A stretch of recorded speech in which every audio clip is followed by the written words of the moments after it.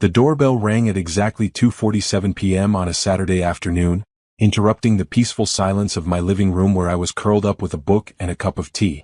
I remember the exact time because I glanced at the clock on my wall, annoyed at the interruption during my rare day off from the demanding schedule at Hartford Financial Group.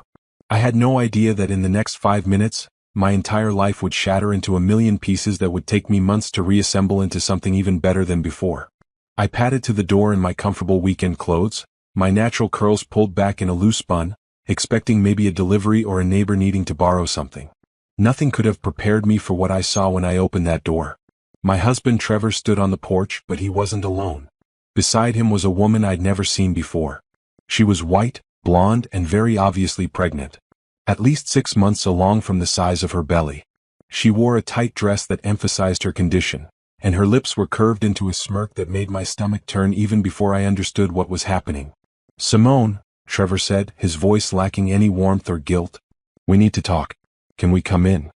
I stood frozen, my hands still on the doorknob, my brain trying to process what my eyes were seeing. Trevor looked different somehow. More comfortable. Like he was finally being himself. The woman beside him touched her belly in an exaggerated gesture, her eyes scanning me from head to toe with barely concealed satisfaction. "Who is this?" I finally managed to ask, though some deep part of me already knew the answer. The woman stepped forward, and that's when I saw it. The greedy smirk that would haunt me for weeks afterward. "I'm Brittany," she announced, her voice dripping with false sweetness. "Trevor's girlfriend. Well, his real girlfriend. The mother of his child." She patted her stomach again. My world tilted. 6 months pregnant. 6 months. I counted backward in my mind. December. While I'd been planning our anniversary dinner, excited about surprising Trevor with the expensive watch he'd been wanting. While I'd been working extra hours to help save for the house renovation he kept talking about. While I'd been the devoted wife of 8 years, building our life together. "What is this, Trevor?" I asked, my voice surprisingly steady despite the earthquake happening inside my chest. He had the decency to look slightly uncomfortable, but only slightly. "Look, this wasn't how I wanted to do this, but Brittany's right. We need to settle things. We're having a baby, Simone. I'm going to be a father. And we need to divide the assets fairly." "Divide the assets?" I repeated slowly. Brittany's smirk grew wider. "That's right. We're here for our share. This house is half Trevor's and he wants his portion. The savings accounts, the investments, everything. We need it for the baby." She said, "We," like she had any right to be part of this conversation, like she had any claim to the life I'd built. I looked at Trevor, really looked at him, and saw a stranger. "You bring your pregnant mistress to our home? The home I helped buy? And you demand your share?"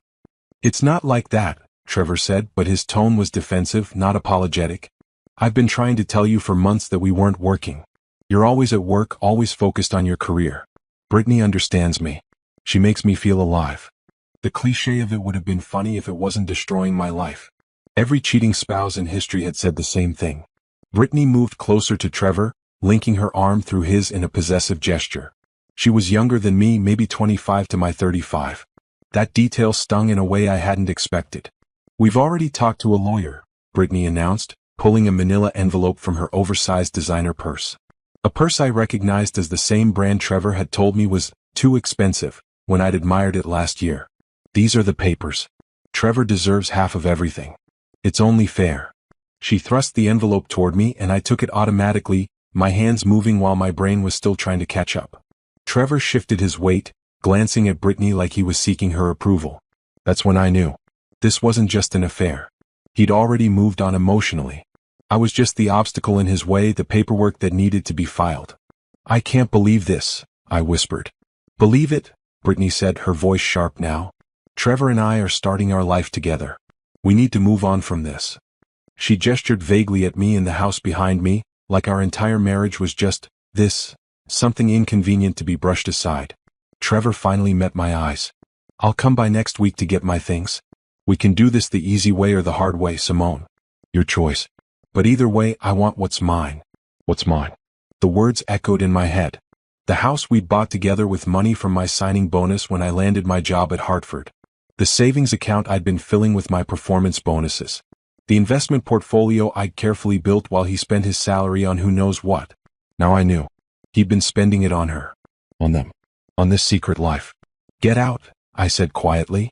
You need to read those papers, Brittany insisted, her hand protectively over her belly again. We need an answer by Monday. We've already found a house we want to buy. A real house. Something bigger, better. Somewhere we can raise our family properly. Our family. She said it like they were the legitimate couple and I was the interloper. Like I was the other woman in this scenario. I said get out, I repeated louder this time. Trevor grabbed Brittany's elbow. Let's go. She needs time to process.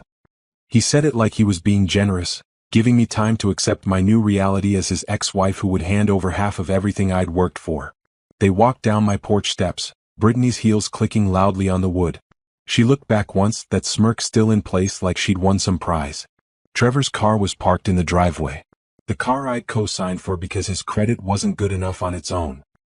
He opened the passenger door for her with a gentleness I couldn't remember him ever showing me in recent years. I watched them drive away, standing in my doorway like a statue, the manila envelope clutched in my hands.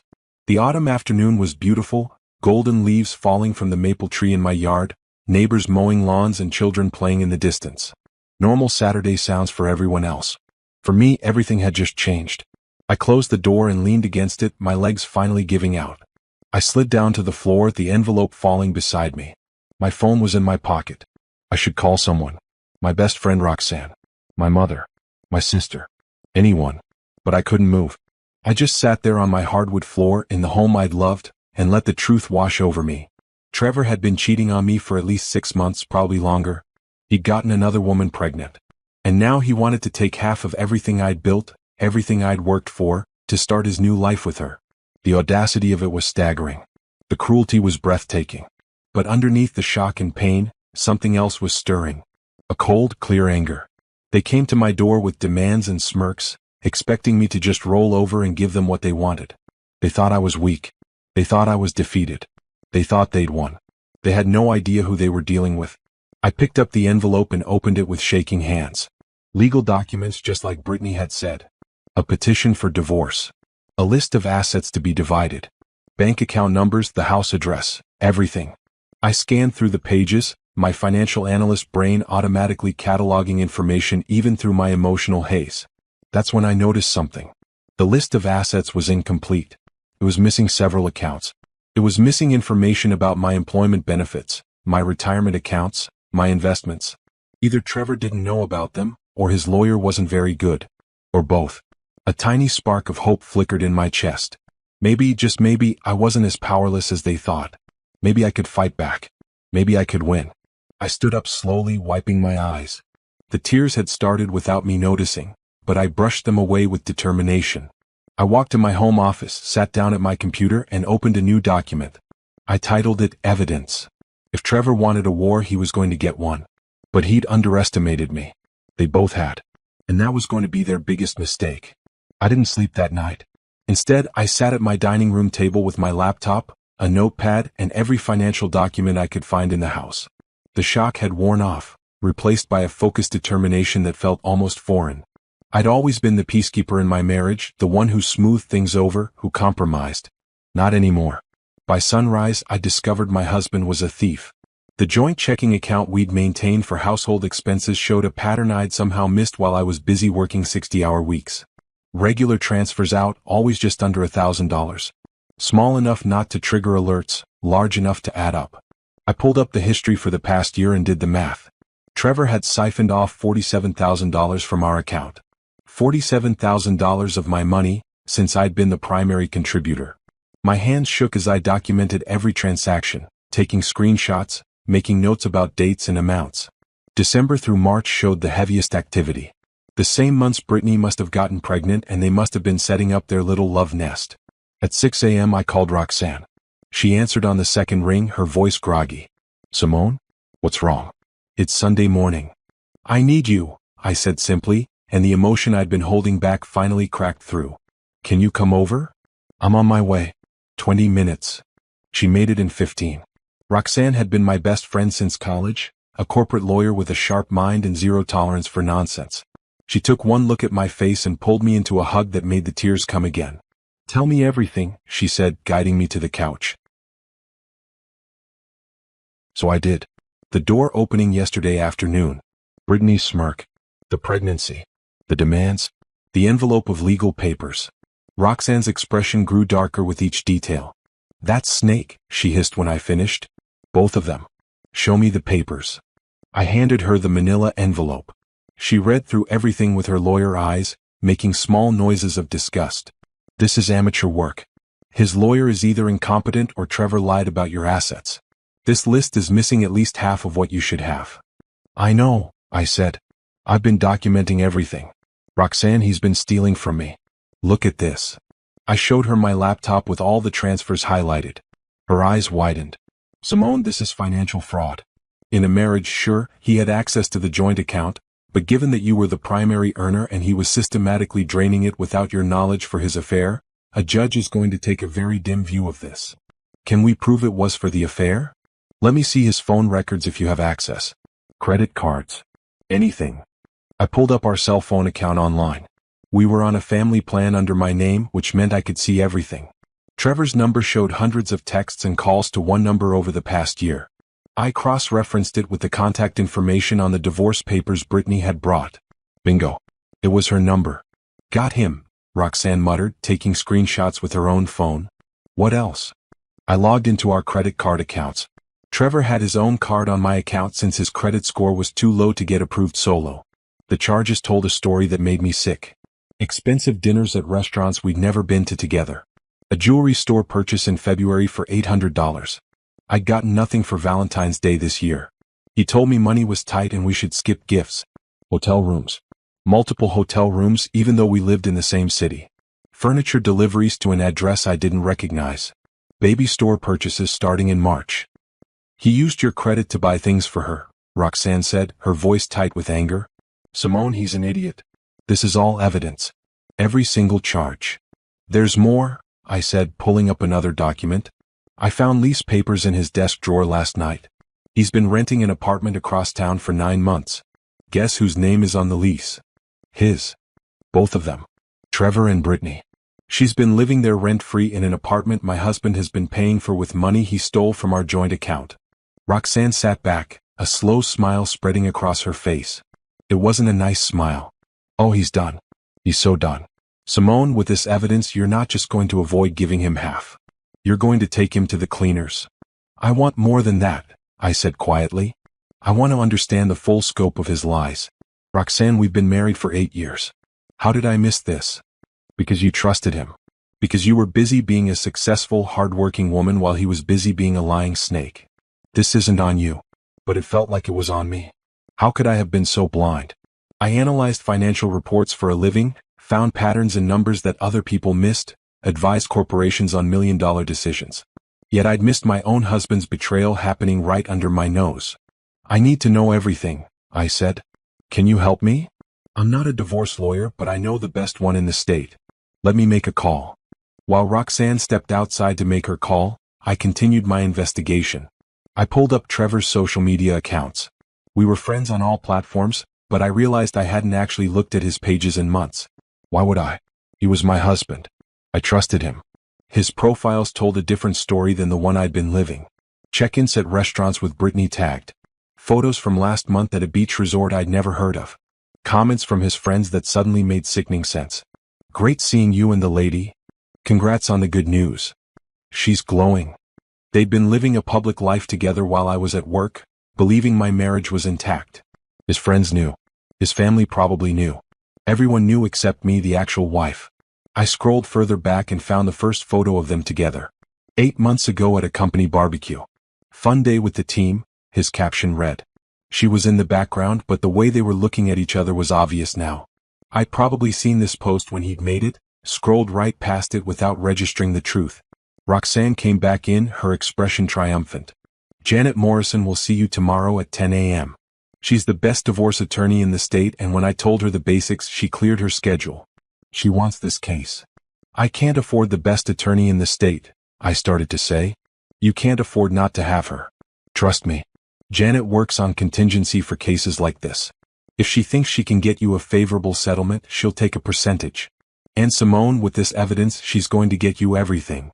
I nodded, trying to let that sink in. What do I do until then? Document everything. Don't confront Trevor. Don't let him know you're investigating. Act like you're still in shock, still processing. Let him think he has the upper hand. That won't be hard, I admitted. I am still in shock. Roxanne squeezed my hand. You're also angry. I can see it. Channel that anger into gathering evidence. Be methodical. You're good at this kind of work. Treat it like a case file at your job. She was right. I could do this. I'd spent 10 years building my career on analyzing data, finding discrepancies, uncovering hidden patterns. It was time to use those skills for myself. After Roxanne left, promising to come back that evening with dinner and support, I made a list of everything I needed to investigate. Trevor's work situation. Where was his salary really going? The apartment lease, full financial details. All credit card statements for the past 2 years. His bank account information. Did he have accounts I didn't know about? Any business ventures or investments he might have hidden. Phone records going back to when the affair started. Social media evidence of their relationship. Witness statements. Who knew about the affair? As I worked through the list, a picture emerged that was even worse than I'd imagined. Trevor hadn't just betrayed me emotionally and physically. He'd been systematically preparing to leave me while positioning himself to take as much of my money as possible. But he'd made one critical mistake. He'd assumed I was weak. He'd assumed I wouldn't fight back. He'd assumed I'd just accept his version of reality and hand over half of everything I'd earned. He was about to learn how wrong he was. And Brittany, with her greedy smirk and her demands, was going to learn that showing up at my door had been a catastrophic tactical error. I spent the rest of Sunday building my case, page by page, screenshot by screenshot. By the time the sun set, I had a 40-page document outlining every lie, every theft, every betrayal. I had proof of his affair, proof of his financial misconduct, and proof that this had been planned for months. Trevor thought he held all the cards. But I was about to show him that I'd been holding the winning hand all along. He just didn't know it yet. Monday morning, I went to work like nothing had happened. That took more strength than I'd known I had. I put on my Navy suit, my professional armor, and walked into Hartford Financial Group with my head high. If anyone noticed the circles under my eyes that concealer couldn't quite hide, they didn't mention it. The irony wasn't lost on me. I advised companies on protecting their assets, on due diligence, on recognizing financial red flags. Yet I'd missed every warning sign in my own marriage. The thought made me simultaneously want to laugh and cry. Simone, conference room in 10. My boss Gregory called as I passed his office. The Morrison account needs your analysis before noon. I nodded and headed to my cubicle, grateful for the distraction of work. Numbers had always made sense to me. They didn't lie, didn't cheat, didn't show up at your door with pregnant girlfriends demanding their share. Numbers were honest. The morning flew by in a blur of spreadsheets and presentations. It wasn't until my lunch break that I had time to focus on my personal crisis. I sat in my car in the parking garage and pulled out the folder I'd brought from home. Inside was something Trevor didn't know existed. Something I'd almost forgotten about myself until last night's deep dive into old documents. My grandmother's trust fund. Grandma Rose had died when I was 25. She'd been a remarkable woman who'd started her own business in the 1960s when black women entrepreneurs were rare. She'd built a successful catering company, invested wisely, and left detailed instructions in her will. I was to receive her trust fund when I turned 35. I turned 35 3 months ago. The trust had matured. I hadn't told Trevor because I'd honestly forgotten. Life had been busy with work, and the lawyers handling the estate had sent papers to my office address, not my home. I'd signed them, filed them away, meaning to deal with them later. Now I pulled up the account information on my phone. My heart nearly stopped. The trust was worth $1.2 million. Grandma Rose had left me over $1 million, and it had been sitting in my account for 3 months while I'd been none the wiser. The quarterly statement had probably been buried in my work mail. I rarely checked that account since Grandma had set up the trust years ago and I'd just let it accumulate. But here was the critical detail. The trust had been set up in my name only. It had matured after Trevor and I got married, but it was a premarital inheritance. According to most state laws, that meant it was separate property, not marital property. Trevor had no legal claim to it. Unless he knew about it. Then he might try to argue he was entitled to the growth during our marriage or make some other claim. I needed to protect this money. I needed to move it somewhere safe before Trevor even knew it existed. At exactly 10 a.m., I walked into Janet Morrison's law office in downtown Hartford. The reception area screamed success. Modern art on the walls, sleek furniture, and a receptionist who looked like she could run a Fortune 500 company. Ms. Reynolds? A woman in her 50s approached, hand extended. She was tall, black, with natural silver hair cut in a sharp style and a presence that commanded attention. "I'm Janet Morrison. Thank you for coming in." We shook hands and I followed her to a corner office with windows overlooking the city. She gestured to a leather chair across from her massive desk. "Roxanne gave me the highlights," Janet began, pulling out a legal pad. "But I want to hear it from you. Everything." So I told her. From the door opening on Saturday to discovering the stolen money to finding the trust fund this morning.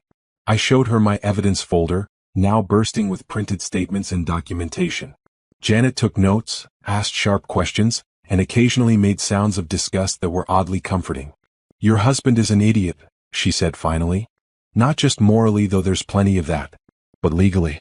He's made every mistake a cheating spouse can make. He documented everything. He used your credit. He stole from joint accounts. He got his mistress pregnant while still legally married. And now he's making demands for assets while having committed financial fraud. So I can win?" I asked, hating how desperate I sounded. "Win? Honey, you're going to destroy him. With this evidence, you won't pay him a dime. In fact, he'll be lucky if you don't sue him for what he stole. But let's talk strategy." For the next hour, Janet outlined a plan. We wouldn't respond to Trevor's papers immediately. We'd let him think he had control. Meanwhile, I'd move my trust fund money into a protected account that Janet would help me set up. We'd gather more evidence. We'd wait for Trevor to make more mistakes, which Janet assured me he would. "Men like your husband get cocky," she explained. "He thinks he's smarter than you. He thinks you're going to roll over." We let him keep thinking that while we build an airtight case. What about Brittany? She was part of this too. Janet's smile was cold. "She has no legal standing. She's not his wife. She has no claim to marital property. But her involvement helps us prove the affair, the timeline, everything. She actually did us a favor by showing up at your door. She said they need money for the baby. Not your problem. Not your child. Not your responsibility. Let me be clear, Simone. You owe them nothing. Not one penny. And when we're done, Trevor will be the one owing you." I left Janet's office feeling something I hadn't felt since Saturday. Hope. Real, concrete hope that I wasn't powerless. That I could fight back and win. That afternoon, I made a series of calls. First to the bank handling my trust fund. I explained the situation vaguely, going through a divorce, needed to ensure the account was protected. They confirmed the trust was separate property and helped me move it to a new bank Trevor didn't know about. The money would be safe there. Next, I called a financial advisor Janet had recommended. We set up an appointment for later in the week to discuss investment strategies and asset protection.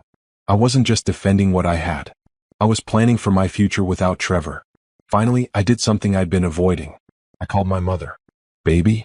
Mom's voice was warm with surprise. "Is everything okay?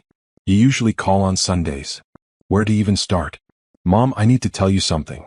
Trevor's been having an affair. His girlfriend is pregnant. They came to my house demanding money and asking for a divorce." The line went silent for a long moment. Then, "I'm getting on a plane. I'll be there tomorrow." "Mom, you don't have to. My daughter needs me. I'll be there tomorrow." "And Simone? I never liked that man anyway. Always thought he wasn't good enough for you." Despite everything, I smiled. Mothers always know. That evening, alone in the house that now felt too big and too quiet, I continued my investigation. I'd learned to hack Trevor's email, not technically legal, but Janet had said to gather everything I could find. What she didn't know wouldn't hurt her. Trevor's inbox was a goldmine. Emails to Brittany filled with promises and plans. Emails to his friends talking about leaving me and finally being happy. Emails to real estate agents about buying a new house with his fiancée. But then I found something that made my blood run cold. An email thread between Trevor and someone named Greg from his office. They were discussing the opportunity and keeping it quiet. Numbers were mentioned. Large numbers. Phrases like creative accounting and no one will notice showed up repeatedly. Trevor was stealing from his company too. I printed everything, added it to my evidence folder, and emailed copies to my private account. Then I sat back and processed this new information. Trevor wasn't just a cheater. He was a thief and possibly a criminal. If his company discovered what he was doing, he could face more than just divorce. He could face criminal charges. Part of me felt sorry for him.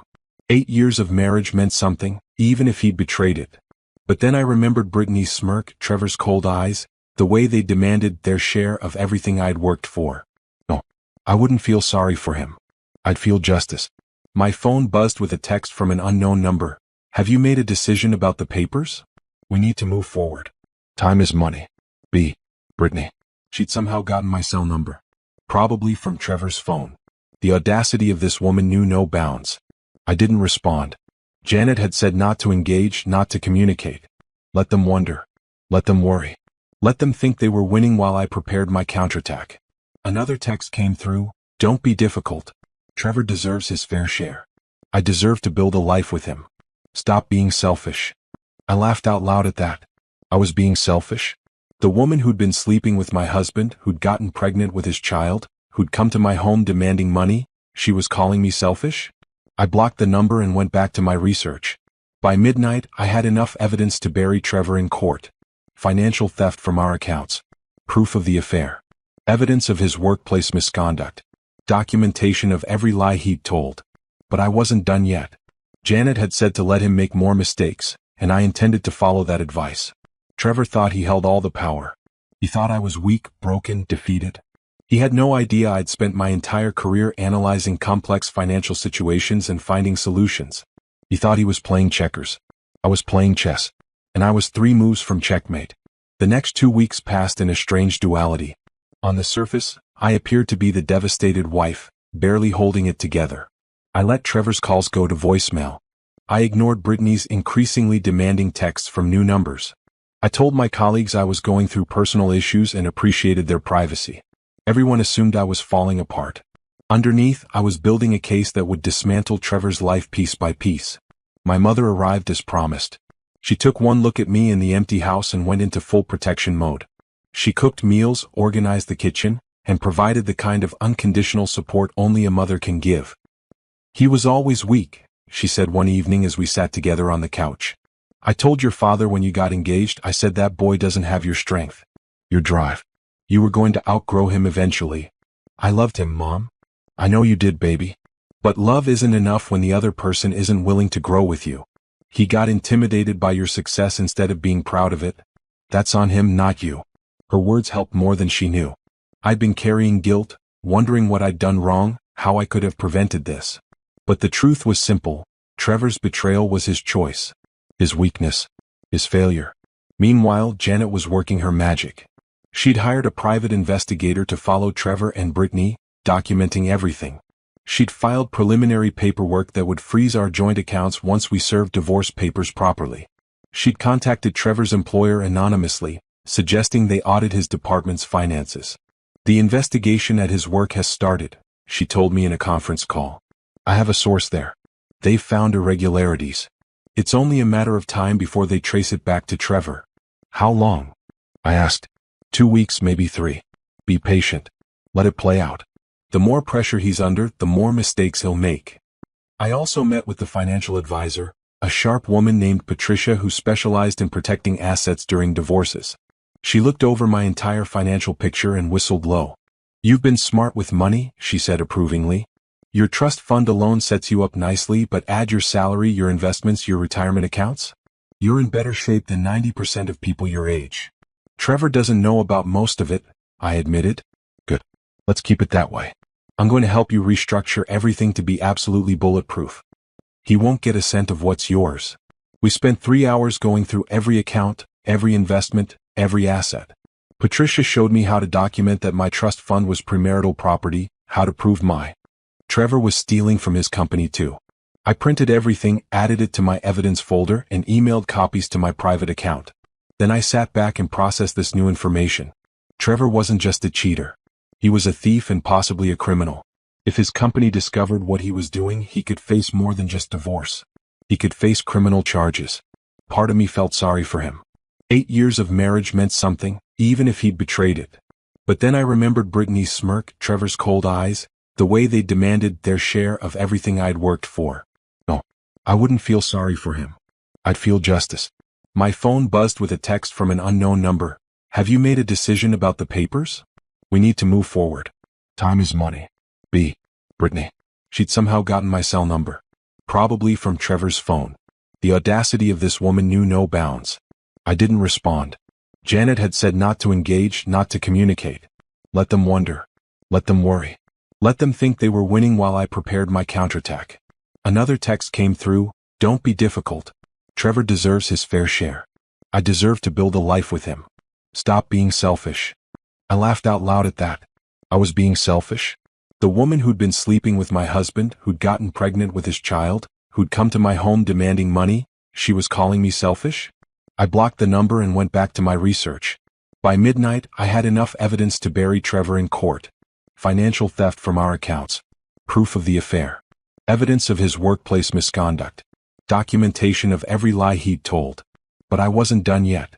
Janet had said to let him make more mistakes, and I intended to follow that advice. Trevor thought he held all the power. He thought I was weak, broken, defeated. He had no idea I'd spent my entire career analyzing complex financial situations and finding solutions. He thought he was playing checkers. I was playing chess. And I was 3 moves from checkmate. The next 2 weeks passed in a strange duality. On the surface, I appeared to be the devastated wife, barely holding it together. I let Trevor's calls go to voicemail. I ignored Brittany's increasingly demanding texts from new numbers. I told my colleagues I was going through personal issues and appreciated their privacy. Everyone assumed I was falling apart. Underneath, I was building a case that would dismantle Trevor's life piece by piece. My mother arrived as promised. She took one look at me in the empty house and went into full protection mode. She cooked meals, organized the kitchen, and provided the kind of unconditional support only a mother can give. "He was always weak," she said one evening as we sat together on the couch. "I told your father when you got engaged, I said that boy doesn't have your strength, your drive. You were going to outgrow him eventually." "I loved him, Mom." "I know you did, baby. But love isn't enough when the other person isn't willing to grow with you. He got intimidated by your success instead of being proud of it. That's on him, not you." Her words helped more than she knew. I'd been carrying guilt, wondering what I'd done wrong, how I could have prevented this. But the truth was simple. Trevor's betrayal was his choice. His weakness. His failure. Meanwhile, Janet was working her magic. She'd hired a private investigator to follow Trevor and Brittany, documenting everything. She'd filed preliminary paperwork that would freeze our joint accounts once we served divorce papers properly. She'd contacted Trevor's employer anonymously, suggesting they audit his department's finances. "The investigation at his work has started," she told me in a conference call. "I have a source there. They've found irregularities. It's only a matter of time before they trace it back to Trevor." "How long?" I asked. 2 weeks, maybe 3. "Be patient. Let it play out. The more pressure he's under, the more mistakes he'll make." I also met with the financial advisor, a sharp woman named Patricia who specialized in protecting assets during divorces. She looked over my entire financial picture and whistled low. "You've been smart with money," she said approvingly. "Your trust fund alone sets you up nicely, but add your salary, your investments, your retirement accounts? You're in better shape than 90% of people your age." "Trevor doesn't know about most of it," I admitted. "Good. Let's keep it that way. I'm going to help you restructure everything to be absolutely bulletproof. He won't get a cent of what's yours." We spent 3 hours going through every account, every investment, every asset.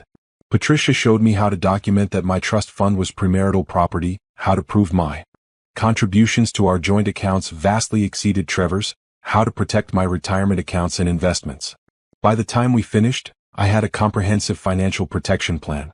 Trevor thought he was going to walk away with half of everything. He was going to walk away with nothing. That weekend, Roxanne came over with wine and sympathy. We sat in my backyard enjoying the warm evening, while I filled her in on everything. "I still can't believe they showed up at your door like that," she said, shaking her head. "The nerve. The absolute nerve." "I think Brittany thought she was marking her territory," I replied. "Like showing me she'd won. Trevor was hers now. She's in for a rude awakening. Janet Morrison doesn't lose cases like this. Neither does Patricia. You've assembled a dream team." "I've also been thinking about what comes after," I admitted. "After the divorce. I don't want to just survive this. I want to thrive." "What do you mean?" I pulled out my laptop and showed her the business plan I'd been working on. A consulting firm. Financial literacy and asset protection for women going through divorces. I've seen firsthand how many women don't understand their financial situation until it's too late. I want to help them. Roxanne's eyes lit up as she read through my proposal. "Simone, this is brilliant. You could really help people. And you have the credentials, the experience, and now unfortunately the personal experience. I have the trust fund to start it. I could leave Hartford, go out on my own. Build something that's entirely mine. Do it, Roxanne said immediately. Life's too short to not take the leap. And honestly, the best revenge is success. Let Trevor and Brittany struggle while you build an empire. Her words stayed with me that night. The best revenge is success. Not just winning the divorce, though I intended to do that, but building a life so good, so fulfilling, that Trevor's betrayal became the best thing that ever happened to me. On Monday, Trevor finally called my office directly. My assistant put him through before I could tell her to screen the call. Simone, we need to talk, he said without preamble. You've been avoiding me. I have nothing to say to you, Trevor. Look, I know this is hard, but we're adults. We can handle this maturely. Just sign the papers. Make this easy on both of us. I almost laughed. Make this easy on you, you mean? Don't be like that. I'm not trying to hurt you more than necessary. But I have rights. I deserve my fair share of what we built together. What we built together? The words came out sharper than I intended. Trevor, I built this. My salary paid for most of the house. My bonuses filled our savings account. My credit cards you used to wine and dine your girlfriend. Tell me exactly what you built. He was quiet for a moment. It's not about who earned more. It's about what's fair. Is it fair that you stole from me? That you used my money to set up a life with another woman? That you got her pregnant while we were still married? I don't know what you're talking about.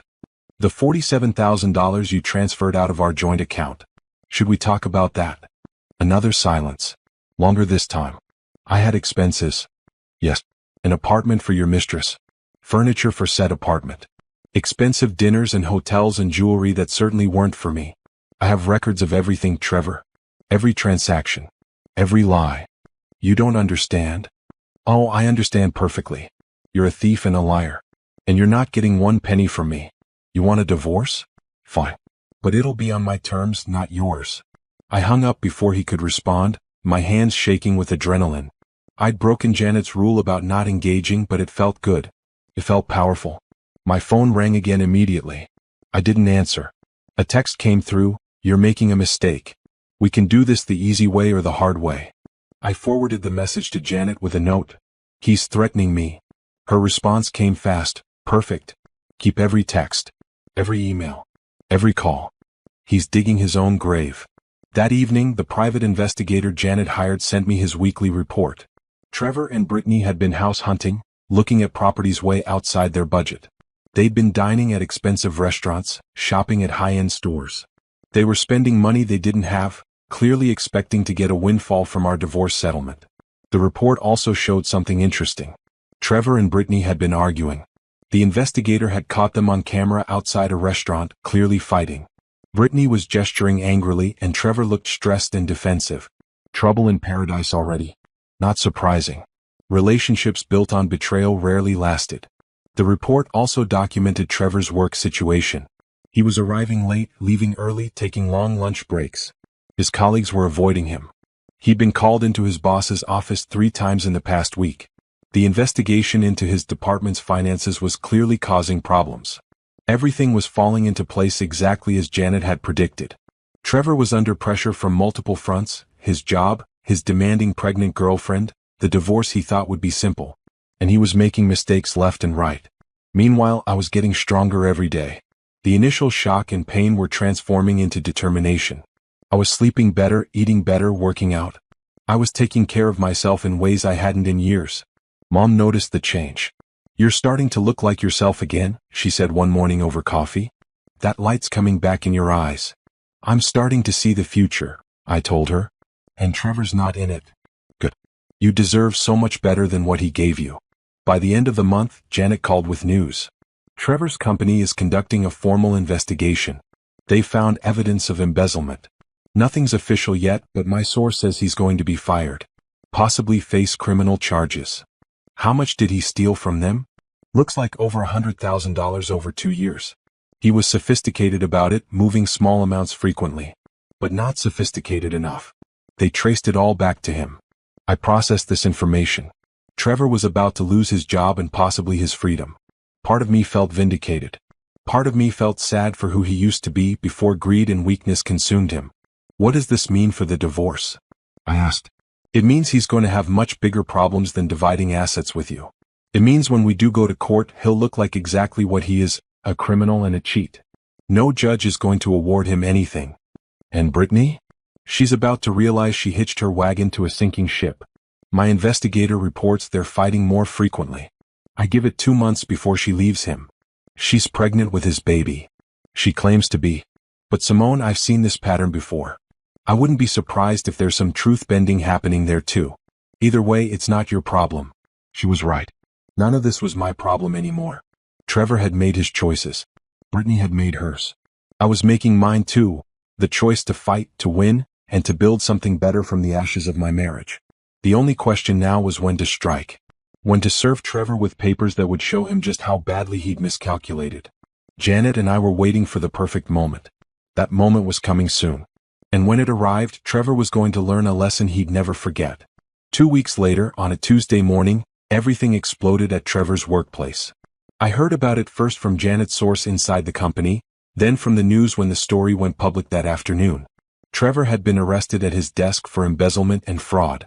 The company's investigation had uncovered more than $150,000 in stolen funds, all carefully traced back to Trevor's schemes. He'd been creating false vendor accounts, approving fake invoices, and pocketing the money over a 2-year period. The evidence was overwhelming and thoroughly documented. I watched the news coverage from my office, the anchor describing the arrest of a Hartford financial employee.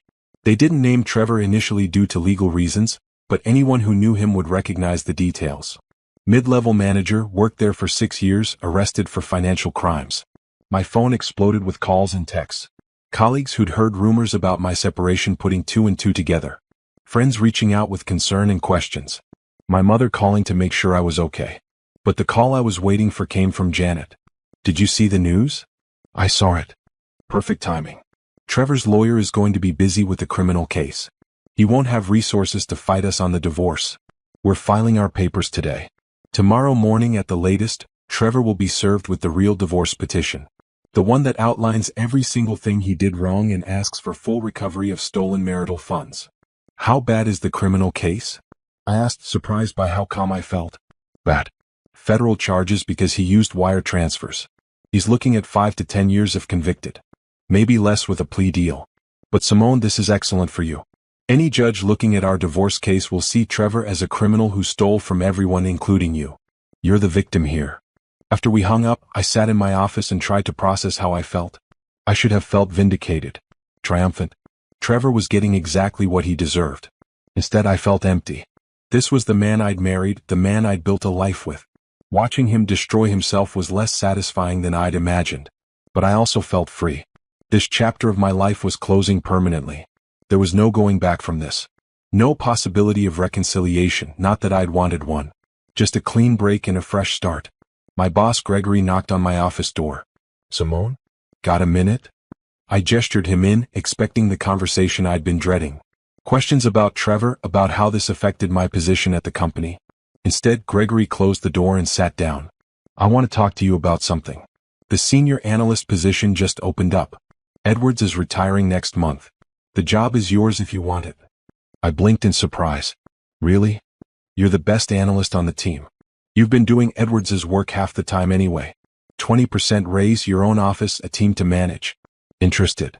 Yes, I said without hesitation. Absolutely yes. Good. I'll have HR draw up the paperwork.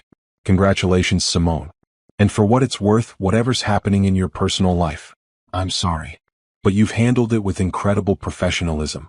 That doesn't go unnoticed. After he left, I sat in my cubicle that would soon be an office and laughed. Really laughed for the first time in weeks. Trevor was being arrested and losing everything. I was getting promoted and building my future. The universe had a sense of humor after all. That evening, Mom made my favorite dinner, her famous pot roast with all the sides.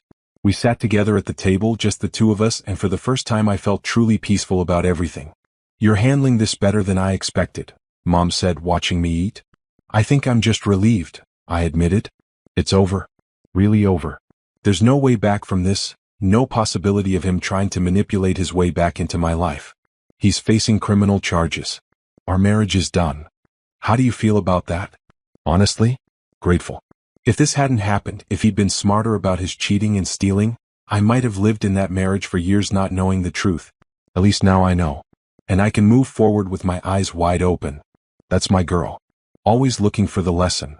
The next morning, Trevor was served with divorce papers at the county jail where he was being held pending bail. According to Janet, the serving officer reported that Trevor had lost his composure upon reading the petition that detailed every single one of his offenses and demanded full recovery of stolen funds plus damages. "He's asking for a meeting," Janet told me. "His public defender wants to discuss settlement options." "Absolutely not. We're going to court." "You sure? A settlement might be faster." "I'm sure. I want everything on the record. I want a judge to see exactly what he did. I want it public." "All right then. We go to trial. Though I'm guessing once Trevor and his lawyer see our evidence, they'll be begging for a settlement anyway." That afternoon my phone rang from an unknown number. Against my better judgment, I answered. "Simone." Brittany's voice was shrill with panic. "Simone, I need to talk to you. I have nothing to say to you. Please just listen. I didn't know. I didn't know he was stealing from his company or from you. He told me you guys had money, that everything was fine. I didn't know. What do you want, Brittany?" "I'm scared. I'm 7 months pregnant and Trevor's in jail. His lawyer says he could go to prison for years. I can't raise a baby alone. I need help." The audacity was breathtaking. She was calling me, the wife she'd helped betray, asking for help with the baby that resulted from her affair with my husband. "Let me be very clear," I said slowly. "Your problems are not my problems. You chose to have an affair with a married man. You chose to get pregnant. You chose to show up at my door demanding money with that smirk on your face. You made your choices. Now live with the consequences. But the baby is not my responsibility. You want help? Call your family. Call his family. Call social services. But do not call me again." I hung up and blocked the number. Then I called Janet and told her about the call. "Good response," she said approvingly. "Do not engage with her. She has no claim on you or your assets. Let her figure it out." Over the next week, the extent of Trevor's crimes became public knowledge. The local news covered the story extensively. Local financial professional arrested for fraud. His mugshot was on the evening news. The scandal rippled through our social circles. I received an outpouring of support from friends I hadn't talked to in years.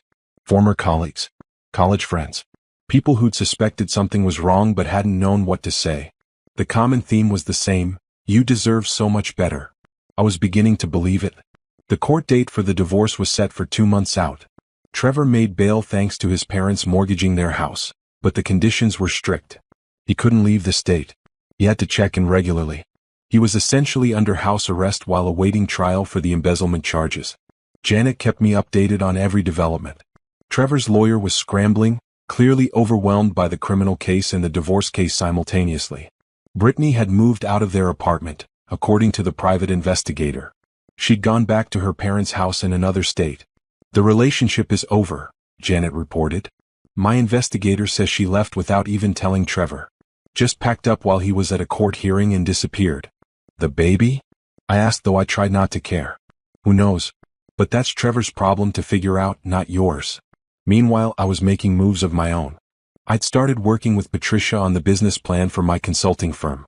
I'd registered the LLC, designed a website, and begun reaching out to my network about my plans. The response was overwhelming. So many women wanted what I was offering: financial literacy, asset protection, divorce planning from someone who understood both the emotional and practical aspects. "You're going to be successful," Patricia told me during one of our planning sessions.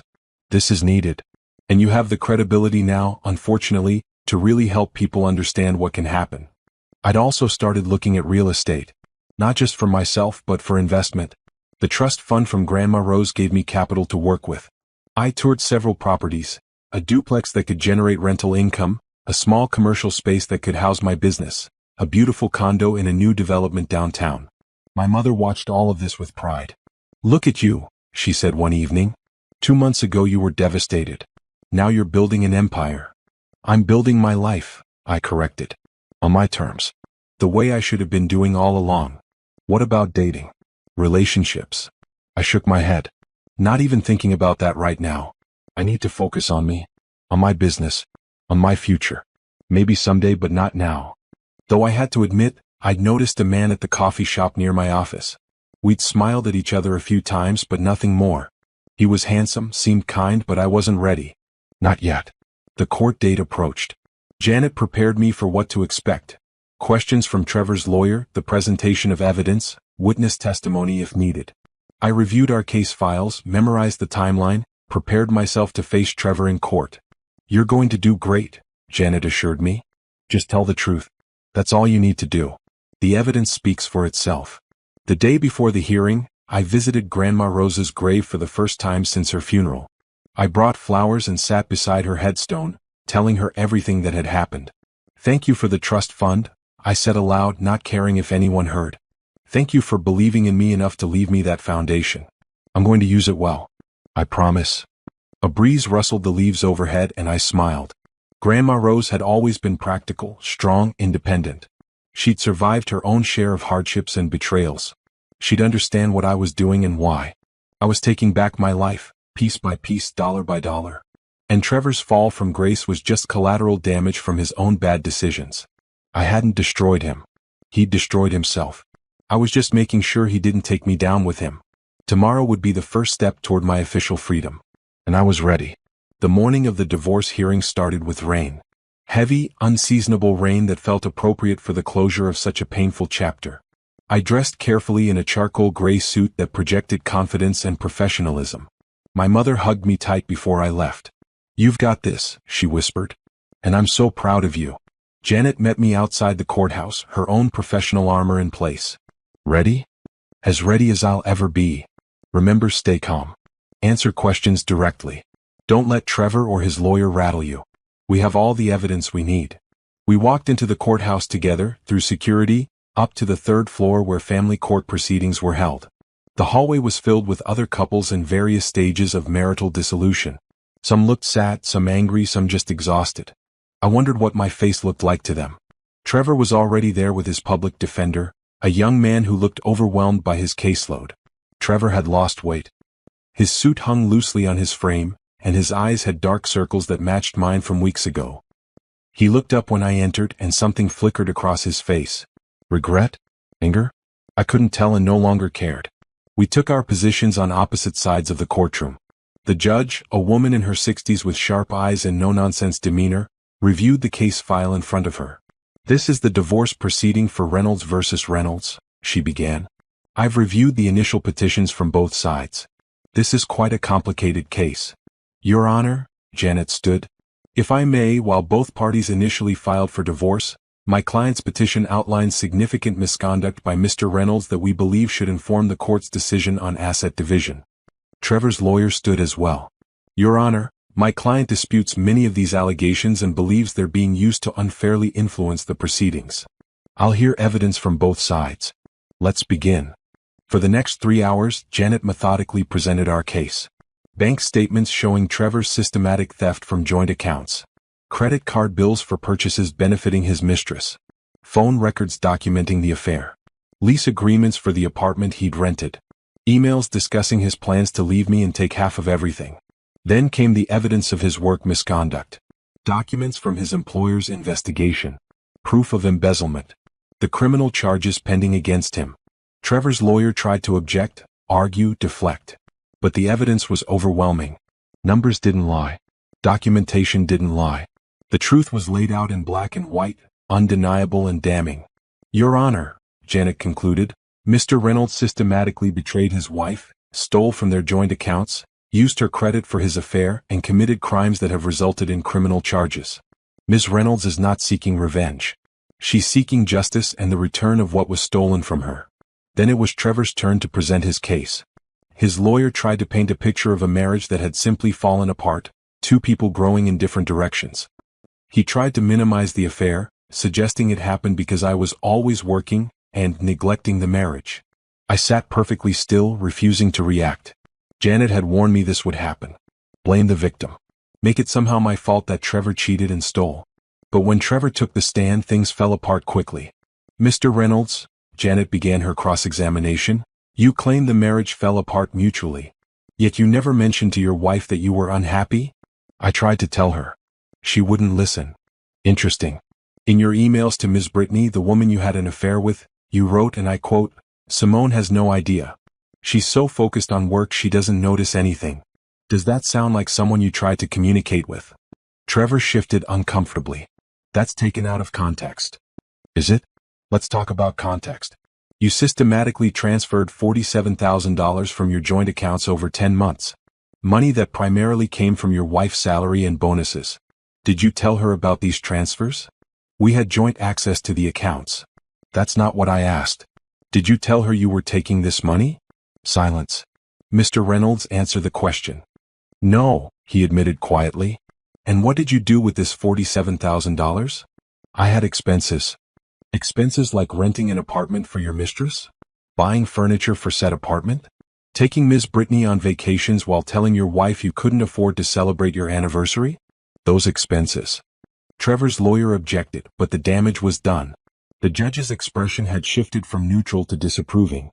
Janet continued, pulling apart every excuse, every justification, every attempt to minimize what Trevor had done. By the time she finished, Trevor looked defeated, slumped in the witness chair. Then came the moment I'd been dreading. I had to take the stand. Ms. Reynolds, Janet began gently, can you describe your financial situation before your marriage? I took a breath and began. I worked hard through college, graduated with honors. I got a good job at Hartford Financial Group, worked my way up to senior analyst. I was always careful with money, saving for the future. And during your marriage? I continued advancing in my career. I received bonuses, promotions, raises. I contributed the majority of our household income. Trevor's salary was lower, and we agreed I'd handle the financial planning since it was my expertise. Did you trust your husband with access to your accounts? Yes, we were married. I trusted him completely. When did you discover the affair? 2 months ago. His mistress came to my door with him. She was pregnant. They demanded I give them half of our assets so they could start their life together. I heard a small gasp from somewhere in the courtroom. The judge's eyebrows raised slightly. How did that make you feel? Betrayed. Devastated. But also angry. I'd worked so hard for what we had, and he wanted to take half of it to give to the woman he'd been cheating with. It felt like being robbed twice. Did you know about the money he'd been taking from your accounts? No. I discovered it afterward when I started investigating. I found almost $50,000 missing, all used to support his affair. And the criminal charges he's now facing? I had no idea he was stealing from his employer too. I thought I knew him. I was wrong. Trevor's lawyer tried to shake my testimony on cross-examination, suggesting I'd been controlling with money or neglectful of the marriage. But I stayed calm, answered honestly, and let the evidence speak for itself. When both sides had presented their cases, the judge took a recess to review the evidence. An hour later we were called back. I've reviewed everything presented today, the judge began. This is one of the more clear-cut cases I've seen. Mr. Reynolds, your actions constitute not just marital infidelity, but financial fraud against your spouse. You systematically stole from joint accounts, used her credit for your affair, and committed crimes that resulted in criminal charges. Trevor stood frozen as the judge continued. Ms. Reynolds is not only entitled to keep her separate property, including her premarital inheritance, but is also entitled to full recovery of all funds stolen from joint accounts. Furthermore, given Mr. Reynolds' criminal conduct, I'm awarding Ms. Reynolds her full legal fees and damages. Janet squeezed my hand under the table. Mr. Reynolds, you will receive nothing from this divorce. No share of the house, no portion of retirement accounts, no claim on any assets. Furthermore, you owe Ms. Reynolds $47,000 in restitution for stolen funds, plus an additional $25,000 in damages and legal fees. This divorce is granted, effective immediately. The gavel came down. Just like that, my marriage was over. Trevor's face went white. His lawyer looked relieved to be done with the case. I sat perfectly still, processing that it was actually over. Congratulations, Janet whispered. You won everything. We left the courtroom quickly, avoiding Trevor and his lawyer. Outside, the rain had stopped and weak sunshine was breaking through the clouds. What happens now? I asked. Now, you start your new life. The money he owes you will likely come from his parents or through a payment plan after his criminal sentence. But Simone, you're free. Legally, financially, completely free. I took a deep breath of the rain-washed air. Free. It felt strange and wonderful and terrifying all at once. My phone buzzed with texts. Roxanne, how'd it go? Mom, call me as soon as you can. My sister, thinking of you. I responded to each one with the same message. I won. It's over. That evening, Roxanne came over with champagne. To freedom, she toasted. To new beginnings, I countered. We drank and talked about the future. About my business plans. About the condo I was about to put an offer on. About everything except Trevor in the past 8 years. How do you feel? Roxanne asked eventually. Honestly? Relieved. It's really over. I don't have to think about him anymore. I can just move forward. Any regrets? I thought about that. I regret the time I wasted. But I don't regret the lessons I learned. I know myself better now. I know what I won't tolerate, what I deserve, what I want from life. That knowledge is valuable. What about dating? Meeting someone new? Eventually. But not now. I need to rebuild my life first. Figure out who I am as a single woman. Get my business off the ground. Maybe in a year or two. Roxanne smiled. You're going to be amazing. I know it. Later that night, alone in my house that would soon be sold, I sat in the living room where it had all begun 2 months ago. The doorbell that had rung. Trevor and Brittany on the porch. That greedy smirk. They'd thought they were coming to take what was mine. Instead, they triggered a chain of events that had exposed all of Trevor's crimes, ended his career, and freed me to build something better. In a weird way, I was grateful to Brittany for showing up that day. If she hadn't, I might have discovered the affair eventually, but maybe not the theft. Maybe not the embezzlement. I might have gotten a mediocre divorce settlement and lived with regrets. Instead, I'd fought back. I'd won. And I was about to build a life better than anything I'd had before. The next chapter was about to begin. And this time I was writing it myself. 3 months after the divorce was finalized, I heard through mutual friends about Trevor's downward spiral. I didn't seek out the information, but people love to share gossip, especially when it involved a spectacular fall from grace. Trevor had been convicted of embezzlement after taking a plea deal. 5 years in federal prison with the possibility of early release after 3 if he showed good behavior. His career in finance was over. His reputation was destroyed. His parents, who'd mortgaged their retirement home to make his bail, were devastated. Brittany had disappeared completely. According to Roxanne, who knew someone, she'd moved back to her home state and told people there that the baby's father was out of the picture. Whether Trevor was even the father remained a mystery he'd have to sort out after his release. Part of me felt vindicated hearing this. The people who'd shown up at my door with demands and smirks were both suffering the consequences of their choices. But mostly I felt nothing. They were no longer relevant to my life. I'd moved on completely. And what a move it had been. I'd left my job at Hartford Financial Group despite the promotion they'd offered. The senior analyst position would have been great, but I wanted more. I wanted to build something of my own. Using Grandma Rose's trust fund and my savings, I'd started Reynolds Financial Consulting. My specialty? Helping women protect their finances before, during, and after divorce. Asset protection. Financial literacy. Investment strategies. Everything I'd learned from my own experience, combined with my professional expertise, packaged into a service desperately needed in the market. The response had been overwhelming. Word spread quickly through professional networks, support groups, and personal referrals. Within 2 months, I had 12 clients. Within 3 months, I had a waiting list. I'd hired an assistant, rented a small but professional office space, and developed comprehensive programs for different client needs. Basic financial literacy for women who'd never handled money independently. Asset protection for high net worth individuals going through divorce. Investment consulting for women rebuilding after financial abuse. Every client had a story that echoed parts of mine. Husbands who'd controlled finances. Partners who'd stolen or hidden money. Women who'd trusted and been betrayed. I helped them avoid the mistakes I'd made and recover from the damage done to them. Patricia, my financial advisor, had become a close friend and occasional business partner. We referred clients to each other and sometimes co-led workshops on financial planning and protection. "You found your calling," she told me one afternoon over coffee. "I can see it in how you talk about the work. You're passionate about helping these women." I never wanted this expertise, I admitted. But since I have it, I might as well use it to help others avoid my pain. I'd also made good on my real estate investment plans. I'd purchased the duplex I'd toured months ago, renovated one unit for myself and rented out the other. The rental income covered my mortgage and then some. I'd bought 2 more investment properties with loan leverage, building a portfolio that generated passive income while appreciating in value. The condo in the new downtown development had become my home. Modern, spacious, with floor-to-ceiling windows that flooded every room with light. It was the opposite of the house I'd shared with Trevor. This space was entirely mine, decorated to my taste, filled only with things I loved. My mother had finally returned to her own home, confident I was thriving. "I'm so proud of you," she'd said before leaving. "You took something terrible and turned it into something beautiful." I'd started traveling too. Weekend trips at first, then longer vacations. I visited Paris, always a dream. Spent 2 weeks in Italy. Explored the Caribbean. Each trip was a gift to myself, a celebration of my freedom and independence. But not everything was about work and solo adventures. I built a community too. Weekly dinners with Roxanne and other friends. A book club I joined. Volunteer work with a women's shelter, teaching financial literacy workshops for free. And I'd met someone.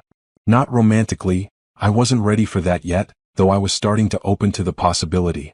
His name was Julian, and he was an architect who designed the renovations for my duplex. We'd struck up a friendship during the project that had continued after completion. We met for coffee sometimes, talked about our work, shared stories about our lives. He was divorced too, understood the complications of starting over. We'd been to a few community events together as friends.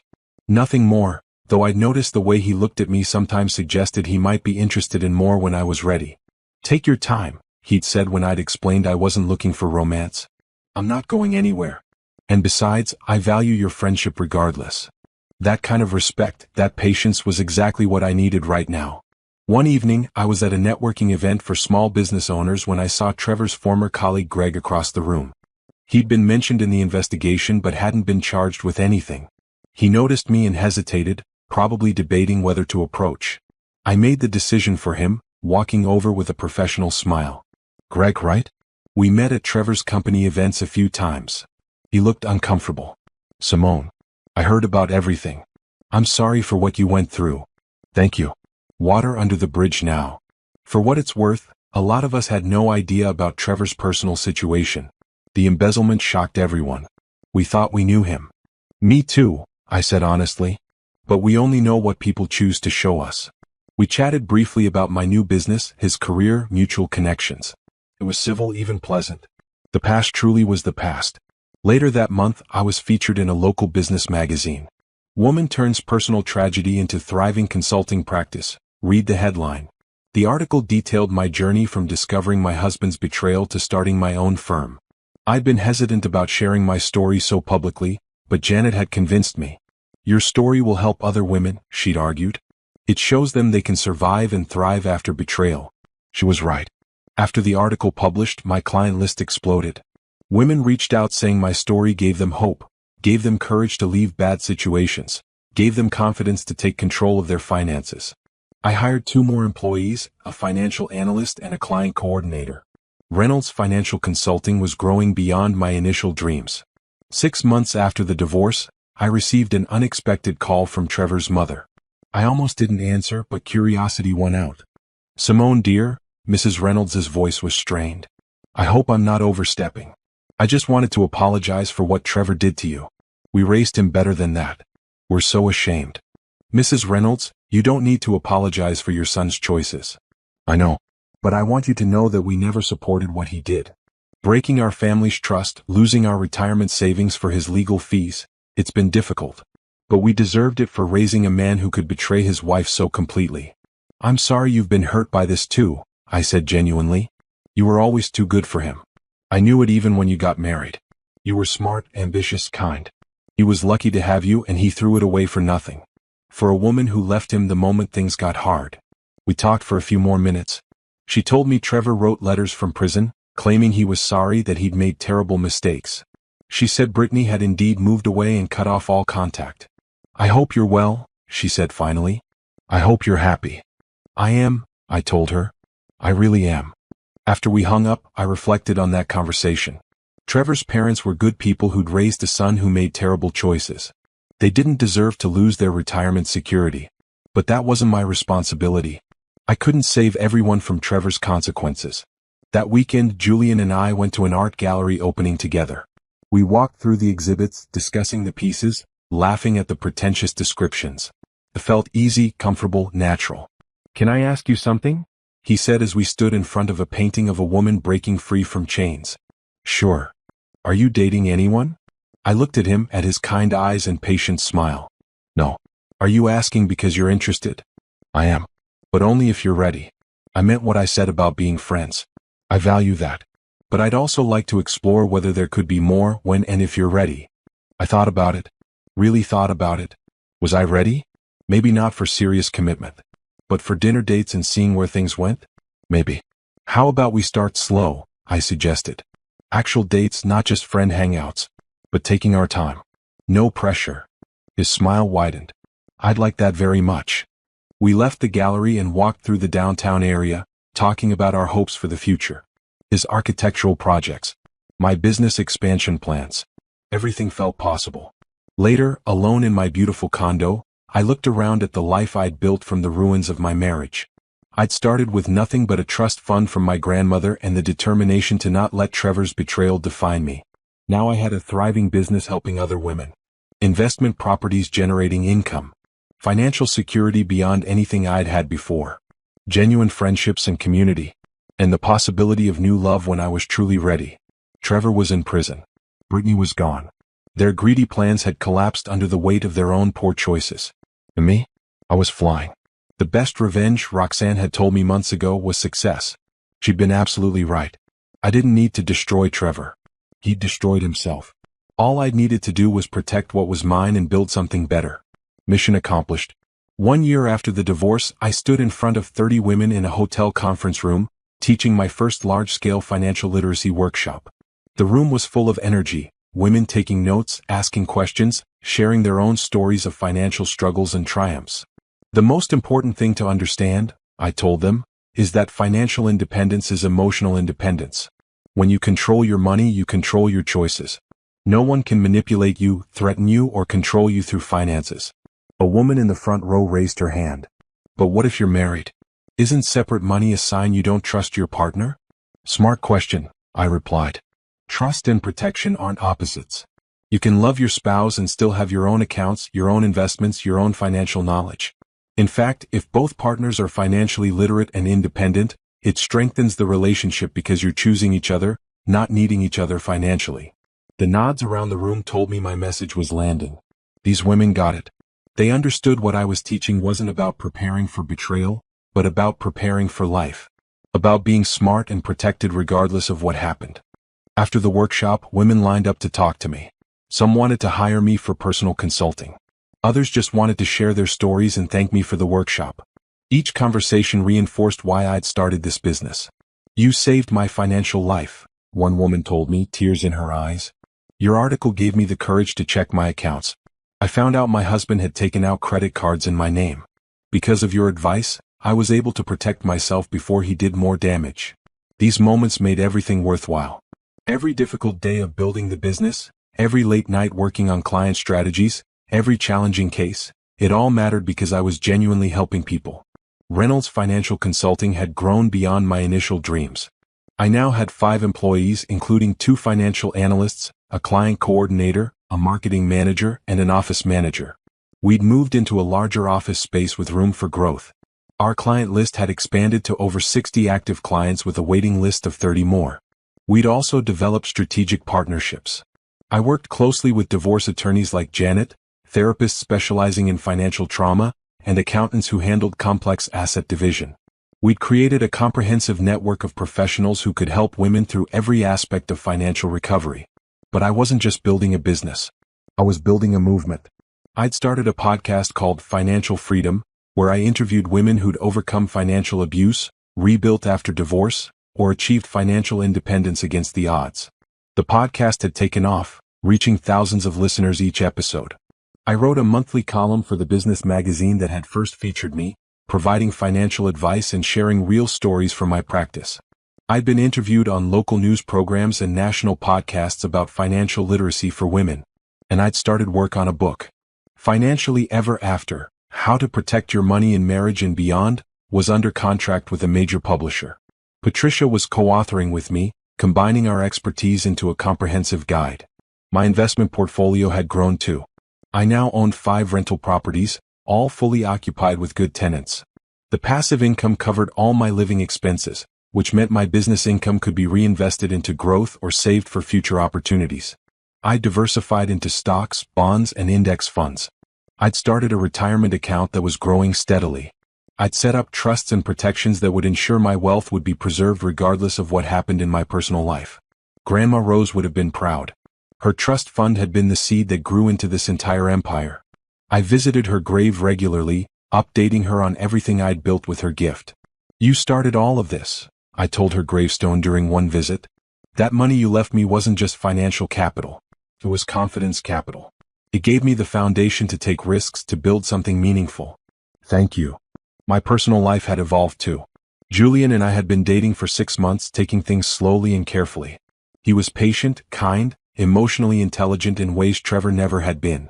He celebrated my successes without feeling threatened. He supported my business without trying to control it. He was secure enough in himself to date a woman who didn't need him financially. "I love that you're independent," he told me one evening over dinner. "It means you're with me because you want to be, not because you need to be. That's real partnership." We talked about the future sometimes. Neither of us was rushing toward anything, but we both acknowledged this relationship felt different. Healthier. More balanced. Built on mutual respect and genuine compatibility rather than need or desperation. I'd also reconnected with friends I'd lost touch with during my marriage. Women I'd worked with in previous jobs. College friends who drifted away. I built a strong social circle of supportive, ambitious women who lifted each other up. One evening, I hosted a dinner party at my condo. 8 women, all strong and successful in different fields. We ate good food, drank wine, laughed until our faces hurt, and talked about everything from business strategies to dating to dreams for the future. "Look at us," Roxanne said, raising her glass. "All of us have survived something. Divorce, job loss, family drama, health scares. And we're all thriving anyway." "To resilience," someone toasted. "To community," another added. "To building the lives we deserve," I finished. We clinked glasses and I felt overwhelmingly grateful for this moment. For these friendships. For this life I'd built from the ashes of my broken marriage. The following week, I received an unexpected email. It was from a women's foundation that provided grants to female entrepreneurs. They wanted to feature my business in their annual report and were considering Reynolds Financial Consulting for a grant to expand services to underserved communities. I worked with my team to put together a proposal. We outlined a plan to offer free financial literacy workshops in community centers, schools, and women's shelters. We wanted to reach women who couldn't afford private consulting but desperately needed financial education. 2 months later, we were awarded a $50,000 grant. The announcement came with media coverage and recognition that raised our profile even further. More clients, more speaking opportunities, more chances to make an impact. But the highlight of that year came in December, exactly 1 year after Trevor and Brittany had shown up at my door with their greedy demands. I was invited to speak at a national conference on women's financial empowerment. 500 women in attendance, plus live stream viewers around the country. I stood on that stage and told my story. The betrayal, the theft, the fight to protect what was mine.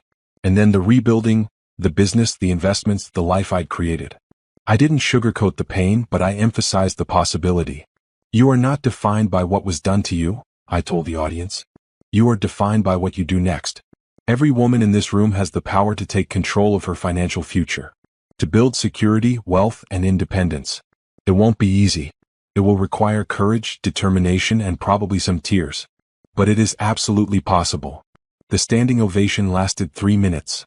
Women approached me afterward with tears in their eyes, sharing their own stories, thanking me for giving them hope.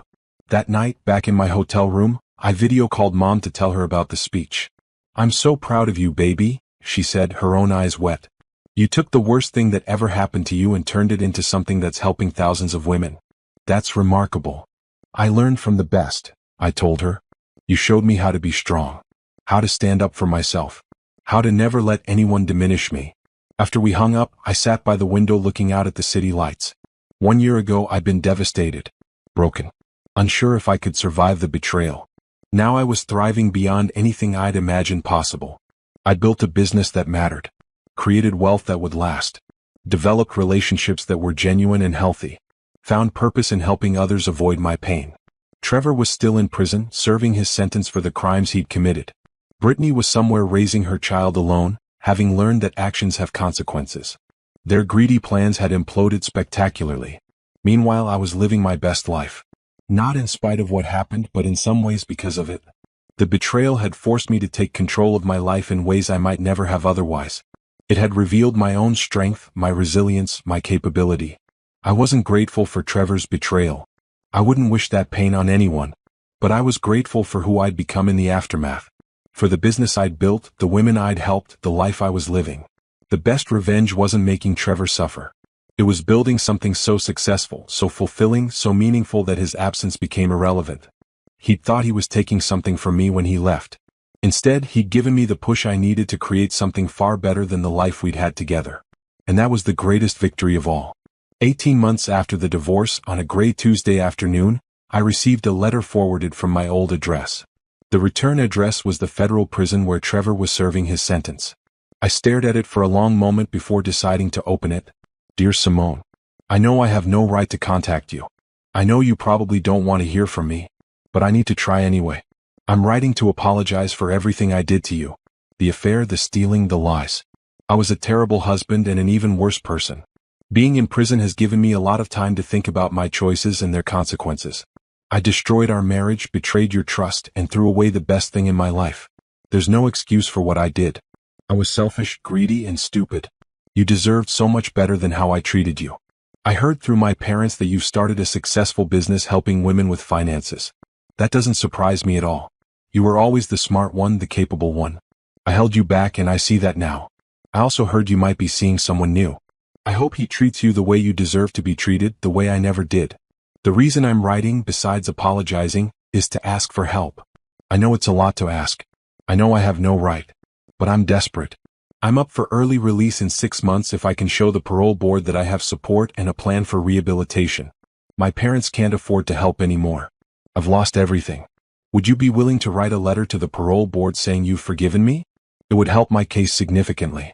I understand if you say no. I deserve your anger. But I'm hoping you can find it in your heart to help me, for the sake of the 8 years we spent together. Yours, Trevor.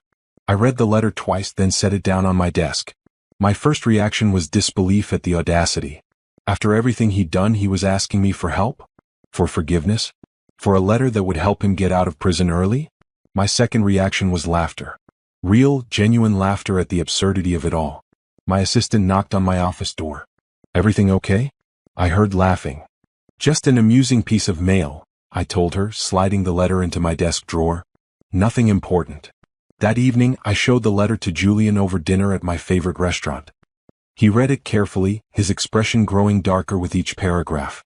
He actually asked you to help him get out of prison early? After stealing from you, cheating on you, and trying to take half of everything you'd built. He did indeed. What are you going to do?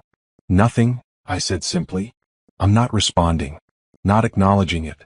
Not engaging at all. He made his choices. He's facing the consequences. That has nothing to do with me anymore. Julian reached across the table and took my hand. Good. You don't owe him anything. Not forgiveness, not help, not even a response. Exactly. I've moved on. He's part of my past and that's where he's going to stay. A week later, another letter arrived. This one wasn't from Trevor. It was from Brittany. I recognized her handwriting on the envelope. The same loopy script that had addressed the envelope with divorce papers she'd brought to my door. I almost threw it away without opening it, but curiosity got the better of me. Simone.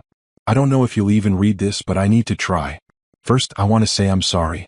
I know that doesn't mean much coming from me, but it's true. I was young and stupid and selfish. I got involved with a married man and convinced myself it was okay because he told me you guys were basically over anyway. That was a lie and I should have known better. Trevor is in prison now. I'm sure you know that. He's been writing to me too, asking me to help with his parole hearing. He wants me to bring our daughter to show the parole board he has family waiting for him. The truth is, I don't know if she's his daughter. I was seeing someone else at the same time. I never told Trevor that. But now that he's in prison with no money and no prospects, I don't see the point in lying anymore. I'm struggling financially. I have a baby to support, no college degree, and I work 2 jobs just to make rent. My parents help when they can, but they're not wealthy. I heard you're successful now, running some kind of consulting business. I also heard you won a big settlement from Trevor. I know I have no right to ask, but I need money. For the baby. Trevor's daughter or not, I told him she was his, and he should have some responsibility. Since he doesn't have money to help, I'm asking if you'd consider giving me something. A loan or even a gift. Just enough to get stable. I know what we did was wrong. But the baby is innocent. She didn't ask to be born into this mess. Please consider it. Brittany. I set this letter down with less amusement and more anger. The sheer nerve of both of them, contacting me within a week of each other, both asking for money, both playing on guilt and manipulation. This time I called Janet Morrison. They're both contacting you asking for money? Janet's voice was incredulous. After everything? Apparently they both think I'm a bank they can withdraw from. Do not respond to either of them. In fact, I'm going to send cease and desist letters to both. No more contact. If Trevor writes again, it goes to his parole officer as harassment. If Brittany contacts you again, we'll pursue legal action. Thank you. I just can't believe they have the audacity. Criminals and manipulators rarely have self-awareness. They see you as successful and think they're entitled to some of that success. They're not. You owe them nothing. Janet was true to her word. Within a week, both Trevor and Brittany received legal letters ordering them to cease all contact with me. Trevor's letter went to the prison administration. Brittany's went to her last known address. The harassment stopped. No more letters. No more attempts at manipulation. Finally, silence. But the situation reminded me of something important. My success had made me visible, and visibility sometimes attracted people who wanted to take advantage. I needed to protect not just my finances but my peace of mind. I worked with Patricia to set up additional legal protections. A trust that would protect my assets from future claims. An LLC structure for my business that separated personal and business finances completely. Privacy measures that made it harder for people from my past to find me or contact me. You're doing the right thing, Patricia assured me. Success attracts attention and not all of that attention is positive. Protect yourself proactively. Meanwhile, my business continued to grow. We'd expanded our free workshop program thanks to the foundation grant. I'd spoken at 3 more national conferences. The book was nearly finished and scheduled for publication in 6 months. I'd also started mentoring young women interested in finance careers. 3 college students interned at my firm each semester, learning about financial consulting and getting real-world experience.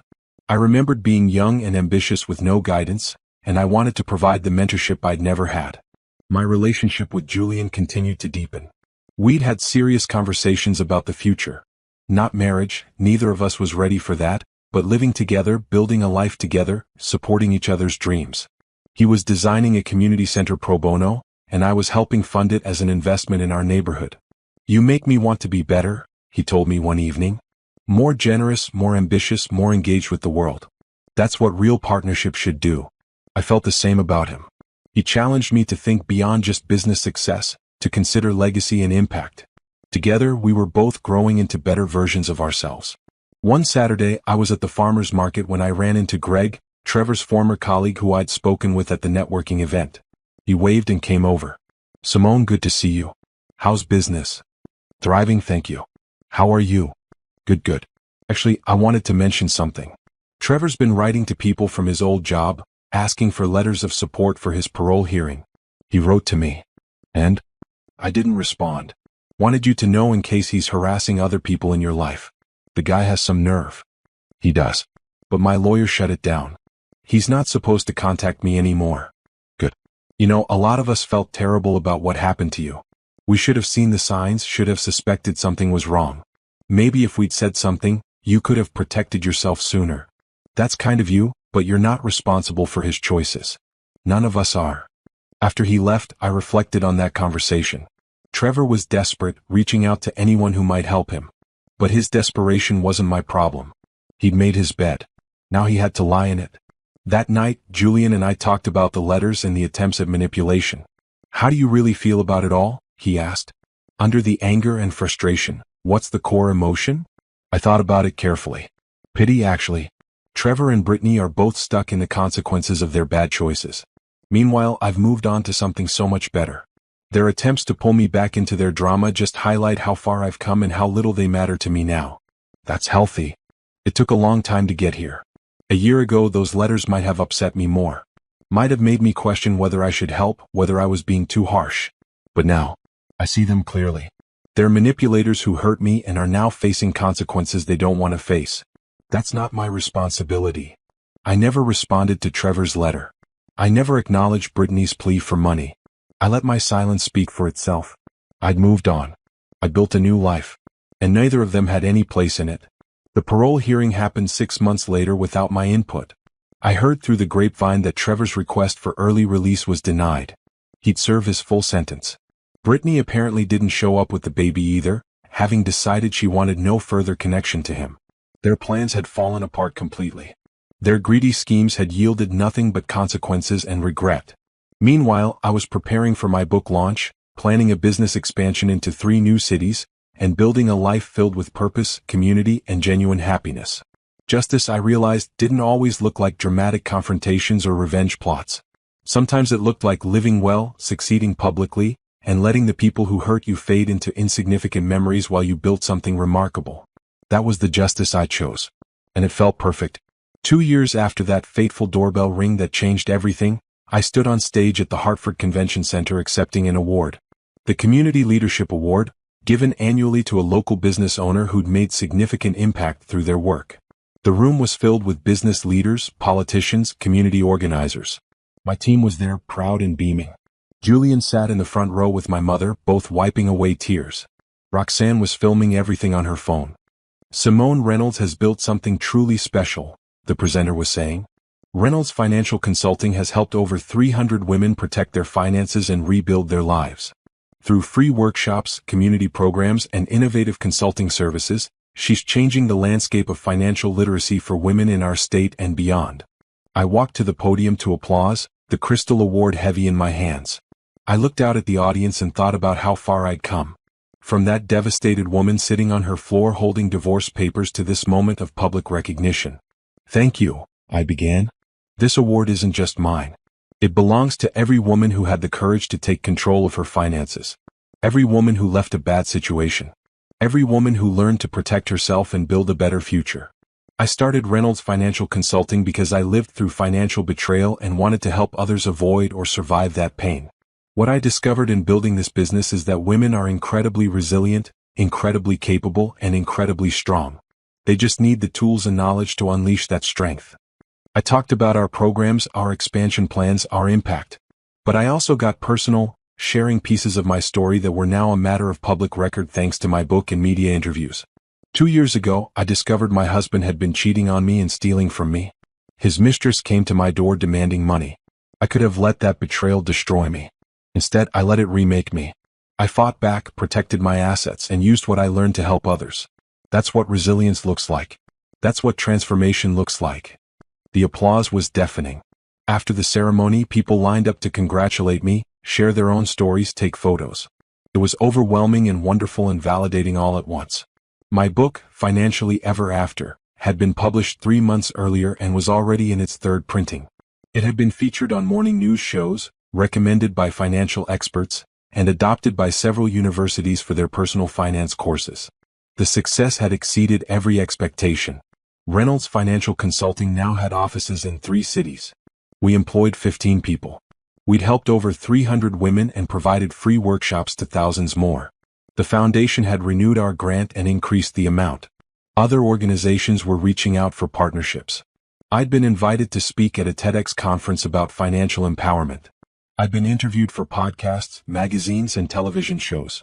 My story had resonated with so many people who saw themselves in my experience. But the professional success, while gratifying, wasn't the most important change in my life. The personal transformation was deeper and more meaningful.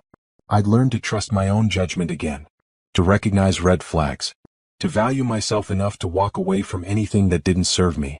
I'd developed boundaries I would never compromise again. My relationship with Julian had become a true partnership. We'd moved in together 6 months ago, combining our lives while maintaining our independence. He supported my business without trying to control it. I encouraged his architectural work without feeling neglected. We were 2 whole people choosing to build a life together, not 2 broken people trying to complete each other. I love that you don't need me, he told me recently. You want me. That's so much better. He was right. This relationship felt nothing like my marriage to Trevor. There was no manipulation, no control, no dishonesty. Just 2 people who respected each other, supported each other's dreams, and genuinely enjoyed being together. I'd also rebuilt my relationship with my extended family. During my marriage, I drifted away from cousins, aunts, uncles.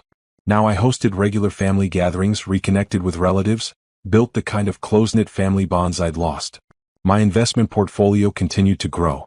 I now owned 8 rental properties, all generating steady income. My retirement accounts were maxed out every year. I'd started a charitable foundation focused on financial literacy for underserved communities. Grandma Rosa's trust fund had been the seed, but I'd grown it into a financial empire that would last for generations. I visited her grave regularly, updating her on everything I'd built with her gift. "You saved me," I told her headstone on one visit. "Your trust fund gave me the foundation to rebuild my life. Thank you for believing in me enough to leave me that legacy." A few weeks after the award ceremony, I was leaving my office when I saw a familiar figure standing on the sidewalk. Trevor. He looked terrible. Thinner than I remembered, wearing cheap clothes, his face haggard and aged beyond his years. He'd been released from prison 2 months earlier, having served his full sentence. I'd heard he was working at a warehouse, living with his parents, still dealing with probation requirements. He saw me and froze. For a moment, we just stared at each other across the sidewalk. So much history, so much pain, all condensed into that moment of recognition. "Simone," he said quietly. I took a breath, considering my options. I could ignore him, walk away without acknowledgement. I could confront him, tell him what I thought of his letters and manipulation. Or I could simply be civil and move on. "Trevor," I acknowledged neutrally. I heard about your award. Congratulations. You deserve it." "Thank you." Awkward silence stretched between us. He shifted his weight, looking uncomfortable. I wanted to say I'm sorry. I know my letter was inappropriate. I was desperate and selfish. Again. Some things never change, I guess. Some things do change, I corrected. I certainly have. I can see that. You look successful. Happy. I'm glad. Are you? I asked, genuinely curious. Glad that I'm happy? He thought about it. Honestly, it's complicated. Part of me is glad you weren't destroyed by what I did. Part of me is jealous of your success. And part of me just feels ashamed that I threw away something good for something worthless. Brittany? I asked. She finally admitted the kid probably isn't mine. Got a paternity test that proved it. So I destroyed my life for an affair that produced a child that wasn't even mine. The universe has a sense of humor. I felt a flicker of something. Not pity exactly. Just acknowledgement that he was suffering consequences he'd brought on himself. I need to go, I said. I have a dinner meeting. Of course. He trailed off. I wanted you to know I really am sorry. For all of it. You deserved better than what I gave you. Yes, I agreed simply. I did. Goodbye, Trevor. I walked to my car without looking back. I didn't feel angry or vindictive. I didn't feel satisfaction at his obvious struggles. I just felt nothing. He was a stranger to me now, someone I used to know, someone who'd hurt me once but couldn't hurt me anymore. That evening, I met Julian and my team for a celebration dinner. We were toasting the award, the business expansion, and the upcoming second book contract I'd just signed. To Simone, Roxanne raised her glass. The woman who took betrayal and turned it into triumph. To building something meaningful, I countered. To helping others. To community and impact. As we ate and laughed and planned future projects, I reflected on the journey that had brought me to this moment. 2 years ago, I'd been sitting on my floor, devastated, holding divorce papers, believing my life was over. I'd been so wrong. My life hadn't ended. It had begun. The real, authentic, powerful life I was meant to live had started the moment I decided to fight back instead of giving up. Trevor and Brittany had shown up at my door with greedy smirks, expecting to take what was mine. Instead, they'd given me the push I needed to become who I was always meant to be. I'd built a business that mattered. I'd created wealth that would last. I'd developed a community of strong women supporting each other. I'd found genuine love with a partner who valued my strength instead of feeling threatened by it. I'd won. Not by destroying them, though they'd done a fine job of that themselves. I'd won by building something so good, so successful, so meaningful that their betrayal became nothing more than a footnote in my origin story. Later that night, back in the home I shared with Julian, I stood by the window looking out at the city lights. He came up behind me, wrapping his arms around my waist. What are you thinking about? He asked. About how grateful I am. For all of it. Even the painful parts that led me here. No regrets. No regrets. I mean, I wish I'd learned these lessons a different way. But I can't regret the outcome. I love my life. I love who I've become. I love what I'm building. I love you, he said simply. I love you too. We stood there together, looking out at the future, and I felt completely at peace. Trevor was a memory. Brittany was irrelevant. The pain was transformed into purpose. I'd started this journey devastated and defeated. I was ending it victorious and fulfilled. Not because I'd gotten revenge, but because I'd gotten free. Free to be myself, to build my dreams, to live authentically and powerfully. That was the real victory. Not defeating Trevor, but becoming the woman I was always meant to be. Strong, independent, successful, and genuinely happy. 2 years after the worst day of my life, I was living my best life. And that was the sweetest victory of all.